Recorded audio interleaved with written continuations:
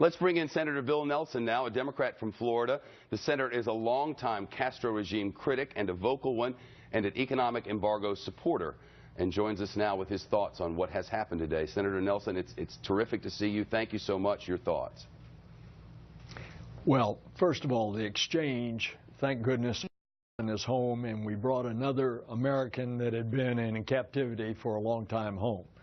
With regard to all of the new diplomatic things, the release of a whole bunch of jailed prisoners, that's a good step. Now we will see if Raul will do the freedoms for the Cuban people, freedom of the press, of speech, of assembly, of religion.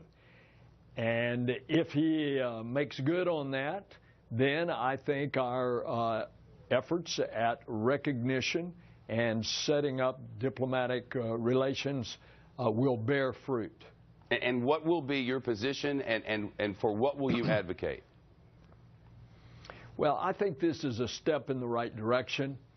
As you know, I get along very well with my colleague from Florida and from New Jersey that have been critical of this. Senators Menendez and Rubio. I support it. I think it's Marco Rubio and Bob Menendez from New Jersey. And I think it's a step in the right direction. We've got to come into the 21st century. Cuba has been propped up by Venezuela. Now Venezuela is in economic cardiac arrest. Cuba has been propped up by Russia. They are in the same kind of economic distress. And therefore, Cuba is out there. It's a moment in time that things can change. And I want to see if they will bring freedom to the Cuban people. There are many people who are listening right now and are saying, you're making my point. Venezuela's not there for them. The Russians are not there for them. Might this have been the time when Raul and Fidel and the entire communist regime might collapse and the people might get their country back? It's been 50 years, but couldn't we wait another minute? I'm sure some are saying exactly that. Well, it's that moment in time that we couldn't wait another minute for the life of Alan Gross. And there have been a lot of people interceding. You've heard about the Pope, and that is true. You perhaps have heard about President Martelly of Haiti, and that is true.